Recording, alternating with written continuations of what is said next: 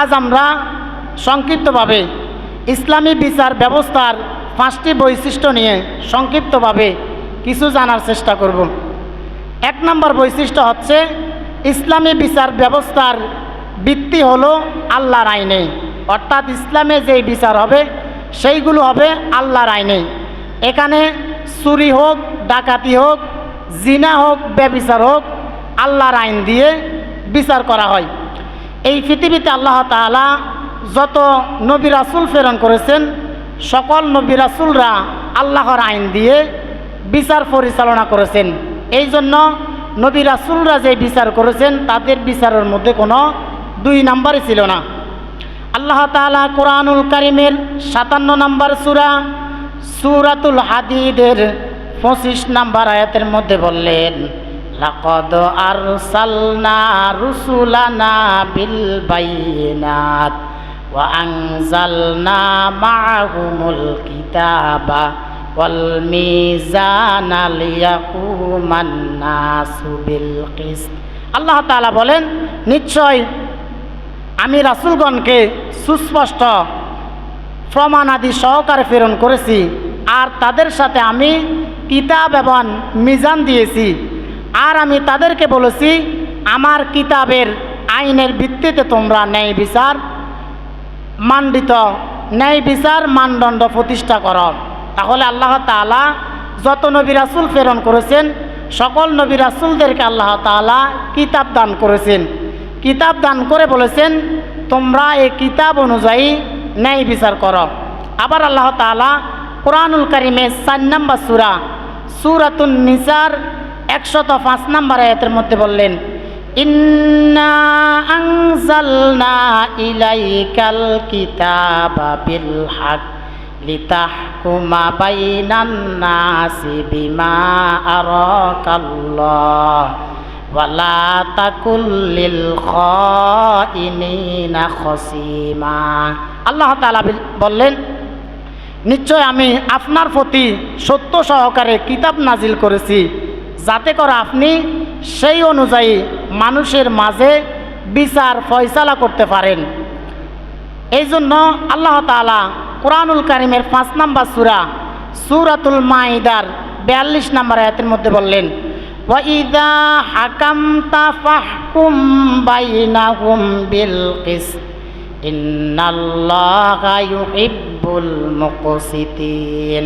আল্লাহ তাআলা বলেন, আর যদি বিচার করো তাহলে ইনসাফপূর্ণ বিচার করবে, ন্যায় বিচার করবে, কারণ ন্যায় বিচারকদেরকে আল্লাহ তাআলা ভালোবাসেন। সুবহানাল্লাহ।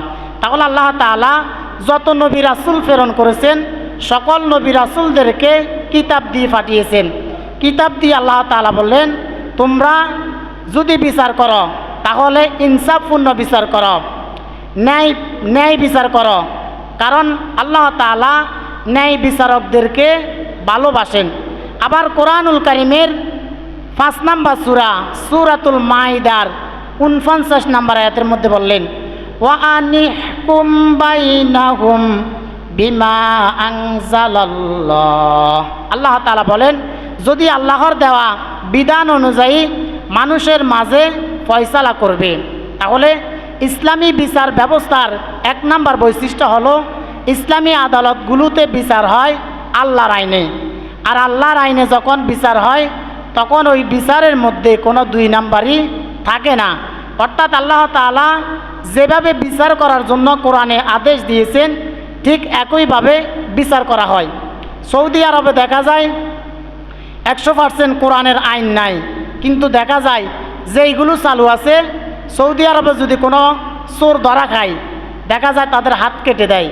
এই জন্য সৌদি আরবে যারা থাকে যদি তাদের সামনে একটা আইফোনও মাটিতে পড়ে থাকে তারা ধরে না, কারণ যদি তারা কোনো জিনিস চুরি করে। সৌদি আরবে যারা হজ করতে যায় দেখা যায় নামাজের সময় যখন হয় তখন তারা দোকানগুলো আটকানো লাগে না, তারা দোকান খুলে মসজিদে চলে যায়। তারা দোকানের ক্যাশ বাক্সা তারা তালা মারা লাগে না, কারণ তাদের দেশে কোনো চোর নাই। যদি চোর ধরা খায় তার হাত কেটে দেওয়া হয়, তখন একজনের যখন হাত কেটে দেওয়া হয় বাকি পুরা 1 বছরে আর কোনো চোর পাওয়া যায় না। এই জন্য ইসলামী বিচার ব্যবস্থার এক নম্বর বৈশিষ্ট্য হলো ইসলামী আদালতগুলোতে যখন বিচার হয় তখন আল্লাহর আইনে বিচার হয়। এখানে ধনী হোক গরিব হোক রাজা হোক প্রজা হোক কাউকে ছাড় দেওয়া হয় না। সকলের জন্য যখন একই আইন থাকে তখন আর ওই সমাজে চুরি করার মতো ডাকাতি করার মতো কোনো মানুষ থাকে না। এরপর 2 নম্বর বৈশিষ্ট্য হচ্ছে ইসলামী বিচার ব্যবস্থা ন্যায় বিচারের উপর নির্ভরশীল।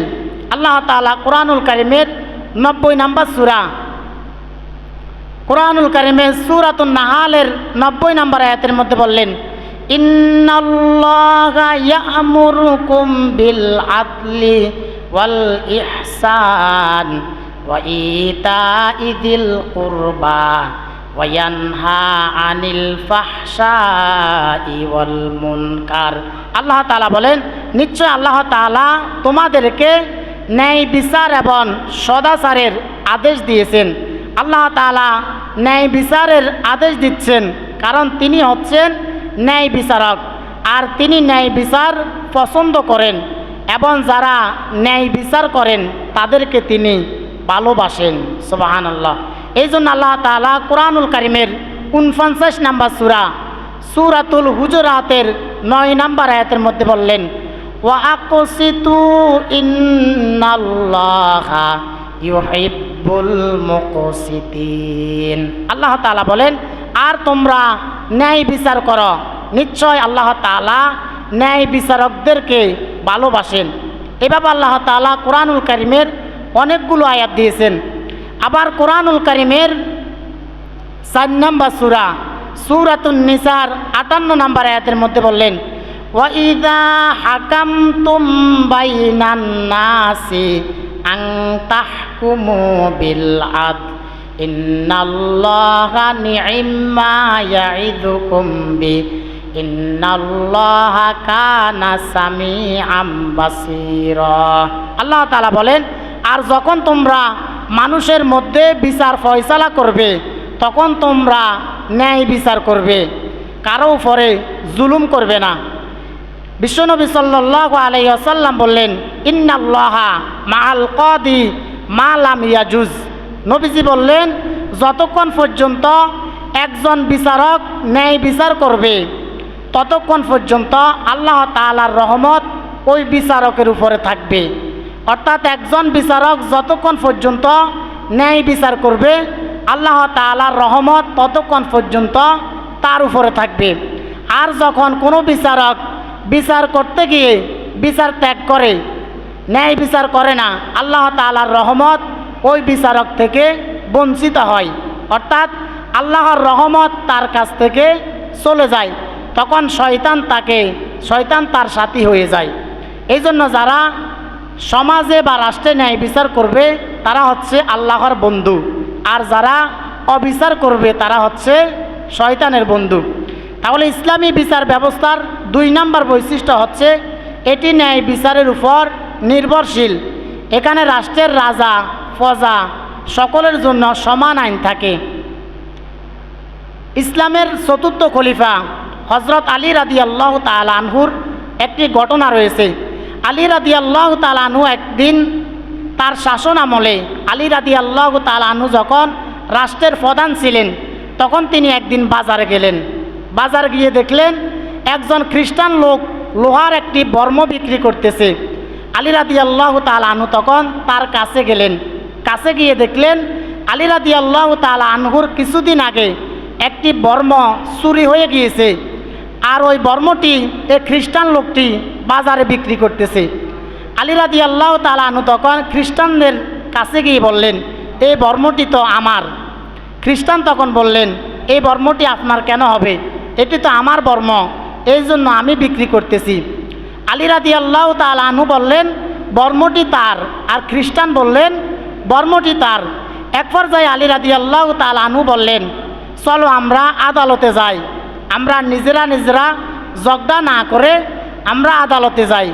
আদালতে বিচারের পর উপযুক্ত বিচার হওয়ার পর বর্মটি যার হবে সেই ব্যক্তি নিয়ে যাবে। দেখেন, একজন হচ্ছেন রাষ্ট্রের প্রধান, আলী রাদিয়াল্লাহু তাআলা আনহু হচ্ছেন রাষ্ট্রের প্রধান, আরেকজন হচ্ছে রাষ্ট্রের প্রজা, আর তিনি মুসলমানও ছিলেন না, তিনি হচ্ছেন খ্রিস্টান। যখন দুজন বিচারকের কাছে গেলেন, বিচারক তখন আলী রাদিয়াল্লাহু তাআলা আনহুকে বললেন, এই বর্মটি যে আপনার কাছে কি কোনো প্রমাণ আছে নাকি? আলী রাদিয়াল্লাহু তাআলা আনহু তখন বললেন, আমার দুইজন সাক্ষী আছে, তার মধ্যে একজন হচ্ছে আমার ছেলে, আরেকজন হচ্ছে আমার ঘরের চাকর। যখন বললেন একজন হচ্ছে আমার ছেলে, আরেকজন হচ্ছে আমার চাকর, আমার গোলাম, বিচারক তখন বললেন, আপনি কি জানেন না রাসূল সাল্লাল্লাহু আলাইহি ওয়াসাল্লাম আমাদেরকে শিক্ষা দিয়ে গিয়েছেন পিতার ব্যাপারে পুত্রের সাক্ষী গ্রহণ করা হবে না। অর্থাৎ যেহেতু আপনার ছেলে আপনার সাক্ষী, সুতরাং আপনার ছেলের সাক্ষী গ্রহণ করা হবে না।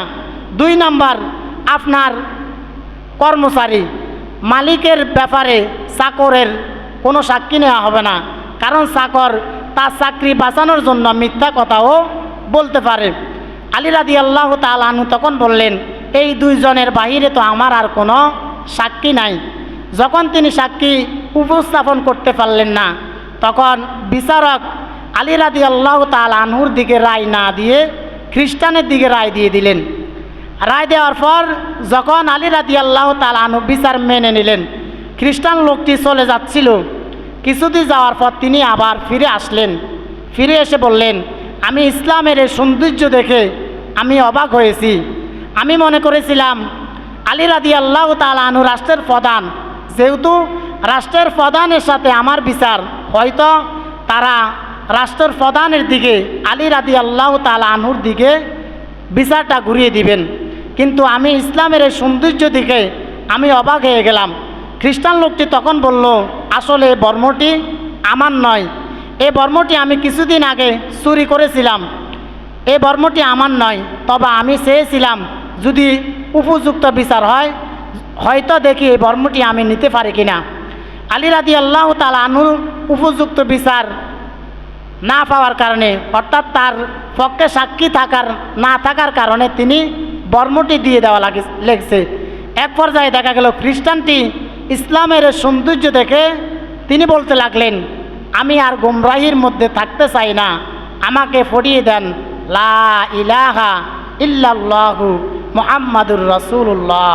দেখা গেল তিনিও ইসলাম গ্রহণ করে মুসলমান হয়ে গেলেন। তাহলে 2 নম্বর বৈশিষ্ট্য হচ্ছে ন্যায় বিচার। ইসলামে যখন শাসন হবে তখন কোনো অবিচার হবে না। ন্যায় বিচার, ইসলামী বিচার ব্যবস্থা ন্যায় বিচারের উপর নির্ভরশীল থাকবে। এরপর 3 নম্বর বৈশিষ্ট্য হলো ইসলামী বিচার ব্যবস্থায় সমতা আছে। এখানে রাজা প্রজা, ধনী গরিব, শক্তিশালী দুর্বল, নারী পুরুষ আল্লাহর আইনে সবাই সমান। অর্থাৎ আপনি ধনী, আরেকজন গরিব, আপনি তার উপর অবিচার করবেন। আরেকজন শক্তিশালী, আরেকজন দুর্বল, সে দুর্বলের উপর আক্রমণ করবে, দুর্বলের উপর অবিচার করবে, এটি ইসলামে নাই। এই জন্য বললেন ইসলামের বিচার ব্যবস্থায় সমতা আছে। আল্লাহ তাআলা কোরআনুল কারীমের 4 নম্বর সূরাতুন নিসার 135 নম্বর আয়াতের মধ্যে বললেন, ইয়া আইয়ুহাল্লাযীনা আমানু কুনু কাওয়ামিনা বিল কিসতি শুহাদা লিল্লাহ ওয়ালাউ আলা আনফুসিকুম আউল ওয়ালিদাইনি ওয়াল আকরাবিন। আল্লাহ তাআলা বলেন, হে ঈমানদারগণ, তোমরা আল্লাহর জন্য সাক্ষী রূপে ন্যায় বিচারের উপর সুপ্রতিষ্ঠিত থাকো। ওয়ালাউ আলা আনফুসিকুম আউল ওয়ালিদাইনি ওয়াল আকরাবিন। ন্যায় বিচার কায়েম করতে গিয়ে যদি তোমার বাবা মা কিংবা নিকট আত্মীয় স্বজনও হয়, তারপরও ন্যায় বিচার করো। অর্থাৎ তোমরা ন্যায় বিচার করতে গিয়ে যদি তোমাদের মা বাবার বিরুদ্ধে যায়, তোমাদের আত্মীয় স্বজনের বিরুদ্ধেও যায়, তারপরে তোমরা ন্যায় বিচার করো। ইয়াকুন গনিয়ান আও ফাকিরান ফাল্লাহু আওলা বিহিমা। ন্যায় বিচার করতে গিয়ে যদি কেউ ধনী হয় অথবা গরিব হয়, বিচার করতে গিয়ে ধনী গরিব বিবেচনা করিও না।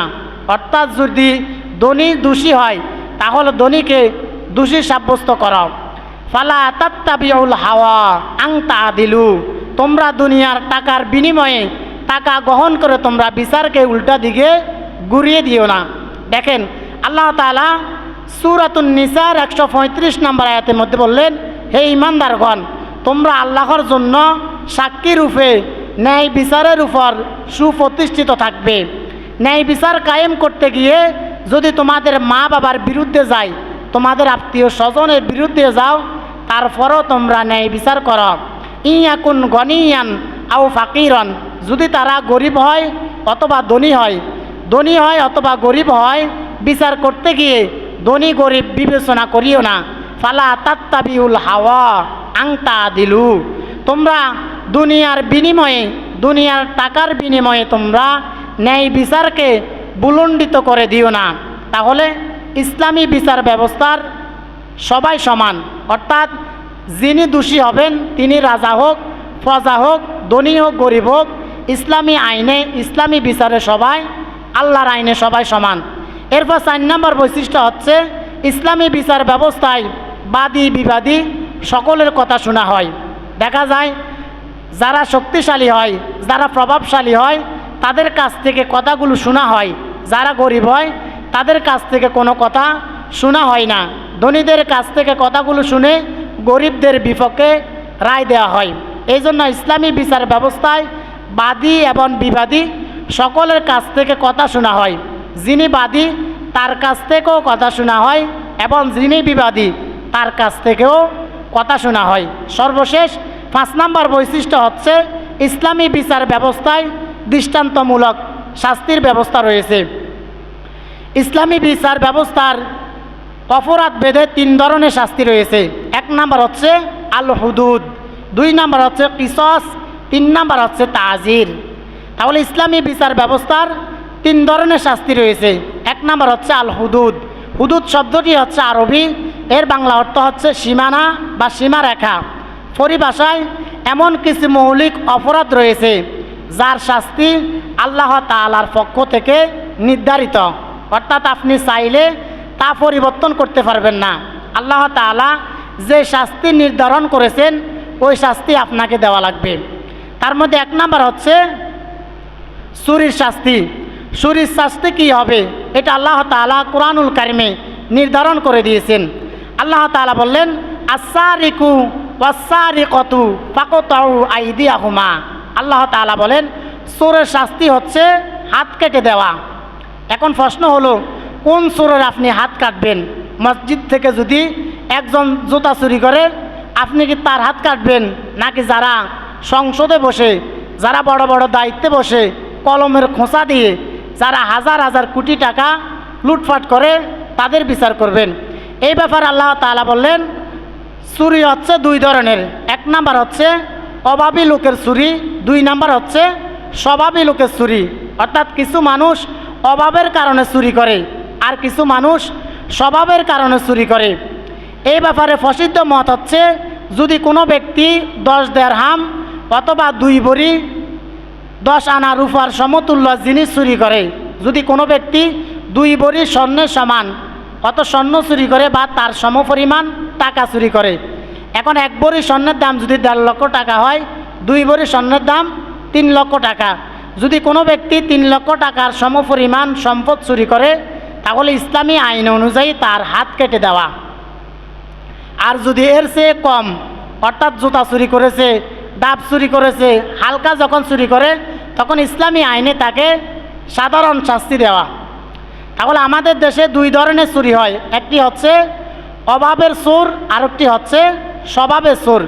যারা অভাবের চোর তারা হয়তো সংসারের জন্য, সংসার চালানোর জন্য চুরি করে, এর জন্য আপনি তাকে হালকা শাস্তি দিতে পারেন। আর যারা স্বভাবের চোর, যারা দেশের অনেক টাকা লুটপাট করে চুরি করে, তাদের জন্য বিধান হচ্ছে আস-সারিকু ওয়াস-সারিকাতু ফাকতাউ আইদিয়াহুমা। আল্লাহ তাআলা বলেন, যদি চোর অথবা সুন্নি ধরা খায় তাহলে তাদেরকে তোমরা হাত কেটে দাও। যদি একজন চোরের হাত কাটা হয় তাহলে দেখবেন বাকি আর কোনো চোর চুরি করতে চাইবে না। এরপর 2 নম্বর হচ্ছে ডাকাতি, চাঁদাবাজি, ছিনতাইকারীর শাস্তি। ডাকাতি, চাঁদাবাজি, ছিনতাইকারী তাদের জন্য 4 ধরনের শাস্তি রয়েছে।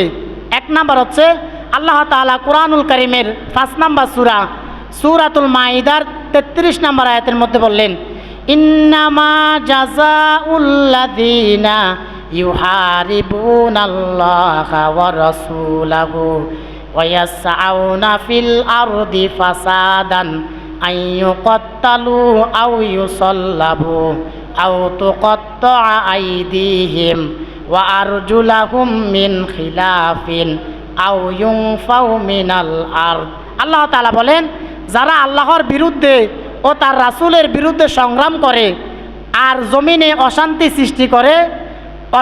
সৃষ্টি করে বেড়ায়, তাদের জন্য তাদের শাস্তি এটাই যে 1 নাম্বার হত্যা করা, 2 নাম্বার অথবা শুলে চড়ানো, 3 নাম্বার হচ্ছে অথবা তাদেরকে একদিক থেকে হাত অপর দিক থেকে পা কেটে দেওয়া, 4 নাম্বার হচ্ছে তাদেরকে দেশ থেকে বের করে দেওয়া। তাহলে সূরাতুল মাইদার 33 নম্বর আয়াতে চুরি করলে কি শাস্তি, ডাকাতি করলে কি শাস্তি, সাদাবাজি করলে কি শাস্তি আল্লাহ তাআলা বলে দিয়েছেন। তার মধ্যে 1 নাম্বার হচ্ছে যদি ডাকাতি করতে এসে বাধা দেওয়ার কারণে, অর্থাৎ আপনার ঘরে ডাকাতি করতে এসেছে, আপনি বাধা দেওয়ার কারণে আপনাকে হত্যা করে ফেলেছে এবং যাওয়ার সময় আপনার সম্পদও নিয়ে গিয়েছে, তাহলে তার জন্য ইসলামের শাস্তি হচ্ছে তাকে শুলে চড়িয়ে হত্যা করা। তাকে সাধারণভাবে হত্যা করলে হবে না, তাকে ফাঁসিতে ঝুলিয়ে হত্যা করা। 2 নাম্বার, ডাকাত যদি ডাকাতি করতে এসে বাধা দেওয়ার কারণে লোকটিকে হত্যা করে ফেলে কিন্তু সম্পদ নিয়ে না যায়, অর্থাৎ আপনার ঘরে ডাকাতি করতে এসেছে কিন্তু ডাকাতি করতে এসে আপনাকে হত্যা করে ফেলেছে, আপনাকে হত্যা করার কারণে চতুর্দিক থেকে যখন আওয়াজ এসেছে তখন সে সম্পদ না নিয়ে চলে গিয়েছে, তাহলে তার জন্য শাস্তি হচ্ছে তাকে হত্যার পরিবর্তে হত্যা করে ফেলা, অর্থাৎ আপনাকে যেভাবে হত্যা করেছে ইসলাম বলেছে তাকেও সেভাবে হত্যা করে ফেলা। 3 নাম্বার হচ্ছে ডাকাত যদি ডাকাতি করতে এসে কাউকে হত্যা না করে শুধু সম্পদ নিয়ে চলে যায়, তাহলে তার জন্য শাস্তি হচ্ছে পিছন দিক থেকে তার হাত পা কেটে দেওয়া। 4 নাম্বার হচ্ছে ডাকাত যদি ডাকাতি করতে এসে কোনো সম্পদও না নেয় এবং হত্যাও না করে তাহলে তাকে দেশ থেকে বের করে দেওয়া, অর্থাৎ আপনাকে হুমকি দিয়ে চলে গিয়েছে, আপনার সম্পদও নেয় নাই, আপনাকে হত্যা করে নাই, তাহলে তার জন্য বিধান হচ্ছে তাকে দেশ থেকে বাহির করে দেওয়া। তাহলে সূরাতুল মাইদার 33 নম্বর আয়াতের মধ্যে আল্লাহ তাআলা ডাকাত সাদাবাজিদের জন্য 4টি বৈশিষ্ট্যের কথা বললেন। 1 নাম্বার বললেন, ডাকাত যদি ডাকাতি করতে এসে লোকটিকে হত্যা করে ফেলে এবং সম্পদও নিয়ে যায় তাহলে তার জন্য শাস্তি হচ্ছে তাকে শুলিতে চড়ানো, তাকে ফাঁসি দিয়ে হত্যা করা। 2 নাম্বার হচ্ছে ডাকাত যদি ডাকাতি করতে এসে হত্যা না করে সম্পদ নিয়ে চলে যায় বা ডাকাত যদি হত্যা করে চলে যায় তাহলে তার জন্য বিধান হচ্ছে হত্যার পরিবর্তে হত্যা, আপনাকে যেভাবে হত্যা করেছে তাকে ইসলামী আইন অনুযায়ী তাকে হত্যা করে ফেলা। 3 নাম্বার হচ্ছে ডাকাতি করতে এসে হত্যা করে নাই কিন্তু সম্পদ নিয়ে চলে গিয়েছে, তাহলে তার জন্য বিধান হচ্ছে তার পিছন দিক থেকে হাত এবং পা কেটে দেওয়া। 4 নাম্বার তাকে দেশ থেকে বের করে দেওয়া। তারপর 3 নাম্বার হচ্ছে জিনার শাস্তি। যদি কোনো ব্যক্তি কোনো অবিবাহিত ছেলে এবং মেয়ে জিনা করে তাহলে তার জন্য ইসলামে বিধান হচ্ছে তাকে 100 বেতের বাড়ি দেওয়া। এখন কেউ যদি কোনো বিবাহিত পুরুষ এবং বিবাহিত নারী জিনা করে তাহলে তার জন্য শাস্তি হচ্ছে তাকে পাথর মেরে হত্যা করা। তাহলে অবিবাহিত ছেলে এবং মেয়ের জন্য এক ধরনের শাস্তি আর বিবাহিত পুরুষ এবং নারীর জন্য আরেক ধরনের শাস্তি। অবিবাহিত ছেলে এবং নারীর জন্য শাস্তি হচ্ছে তাকে 100টি বেতের বাড়ি দেওয়া। আর যারা বিবাহিত অর্থাৎ একটা লোকের ঘরে স্ত্রী আছে আবার আরেকটা স্ত্রীর ঘরে বাড়িতে স্বামী আছে, এখন যদি একটা পুরুষ আরেকটা নারীর সাথে জিনা করে আবার আরেকজন নারী যদি একজন পুরুষের সাথে জিনা করে তাহলে তার জন্য ইসলামী বিধান হচ্ছে তাকে পাথর মেরে হত্যা করে ফেলা। এরপর মদ পানের শাস্তি। যদি মদ অথবা মাদকের শাস্তি হচ্ছে মদ বা মাদকের শাস্তি হলো 80টি বেত দেওয়া। যদি কোনো ব্যক্তি মদ পান করে বা মাদকাসক্তি হয় যদি প্রমাণিত হয় তাহলে তাকে 80টা বেত দেওয়া। এরপর মুরতাদের শাস্তি। যদি কোনো মানুষ ইসলাম গ্রহণ করে অমুসলিম থেকে ইসলাম গ্রহণ করে আবার পরবর্তীতে সে অমুসলিম হয়ে যায় তাহলে তাকে বলা হয় মুরতাদ। অর্থাৎ একজন লোক অমুসলিম থেকে ইসলাম গ্রহণ করেছে, কিছুদিন ইসলাম গ্রহণ করার পর কিছুদিন পর যদি সে আবার ইসলাম ত্যাগ করে, তাহলে তার জন্য বিধান হচ্ছে তাকে হত্যা করে ফেলা। তাহলে ইসলামী বিচার ব্যবস্থার অপরাধ বেদে 3 ধরনের শাস্তি রয়েছে। 1 নম্বর হচ্ছে আল হুদুদ, অর্থাৎ আল্লাহ তাআলার পক্ষ থেকে সরাসরি নির্ধারিত। আপনি চুরির শাস্তি ইসলামে যা আছে আপনাকে তা দিতে হবে, জিনার শাস্তি ইসলামে যা আছে তা দিতে হবে, ডাকাতির শাস্তি ইসলামে যা আছে তা দিতে হবে। এখানে ধনী হোক, গরিব হোক, শক্তিশালী হোক, কারো ব্যাপারে কোনো 2 নম্বরই করা যাবে না। যদি আমাদের দেশে একজন চোরের শাস্তি হতো, একজন ডাকাতির শাস্তি আল্লাহর কোরআনের আইন অনুযায়ী হতো, তাহলে সমাজে কোনো চোর বা ডাকাত থাকতো না।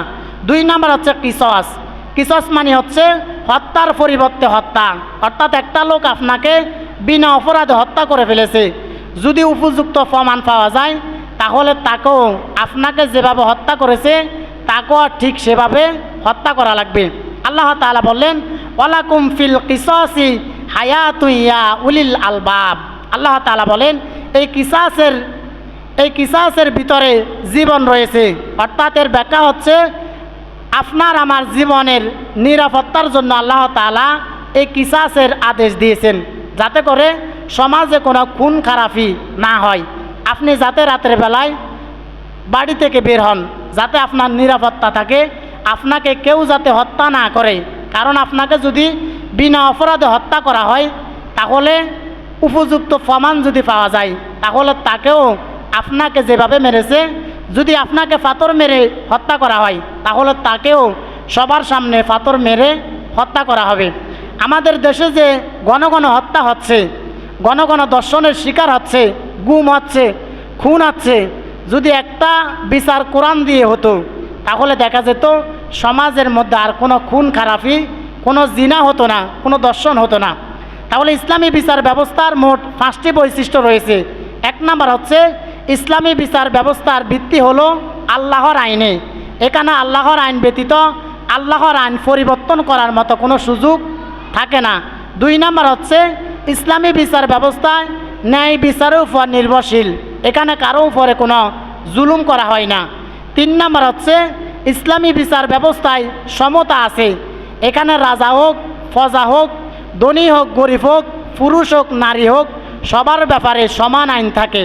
4 নম্বর হচ্ছে ইসলামী বিচার ব্যবস্থায় যদি বাদী হয়, বিবাদী হয়, সকলের কাছ থেকে কথাগুলো শোনা হয়। 5 নম্বর হচ্ছে ইসলামী বিচার ব্যবস্থায় দৃষ্টান্তমূলক শাস্তির ব্যবস্থা রয়েছে, অর্থাৎ আপনি যে অপরাধ করবেন আপনাকে উপযুক্ত প্রমাণ পাওয়ার পর আপনাকে সেই ধরনের শাস্তি দেওয়া হবে। যদি আমাদের দেশে ইসলামী বিচার ব্যবস্থা কায়েম থাকতো তাহলে যেই দল ক্ষমতায় আসতো তারা যদি ইসলামী বিচার ব্যবস্থা দিয়ে ক্ষমতা পরিচালনা করত তাহলে সমাজে কোনো অশান্তি হতো না। যদি বিএনপি ক্ষমতায় আসতো, তারা যদি ইসলামের আইন দিয়ে সমাজ পরিচালনা করত তাহলে কোনো সমস্যা হতো না। অন্যান্য দল, অর্থাৎ রাষ্ট্রের ক্ষমতা পরিবর্তন হতো কিন্তু আইন পরিবর্তন হতো না। আইন যদি পরিবর্তন না হয়, যে ক্ষমতায় আসুক তারা যদি ইসলামী আইন দিয়ে রাষ্ট্র পরিচালনা করত তাহলে আর সমাজে কোনো জিনা হতো না, সমাজে কোনো খুন হতো না, সমাজে কোনো মানুষ হত্যা হতো না, কোনো মানুষ দর্শনের শিকার হতো না। সম্মানিত উপস্থিতি, সংক্ষিপ্তভাবে ইসলামী বিচার ব্যবস্থা যে 5টি কথা বলেছি, আল্লাহ তাআলা আমাকে এবং আমাদের সবাইকে আমল করার তৌফিক দান করুন। যারা সুন্নত পড়ে না তারা সুন্নত পড়ে নেন।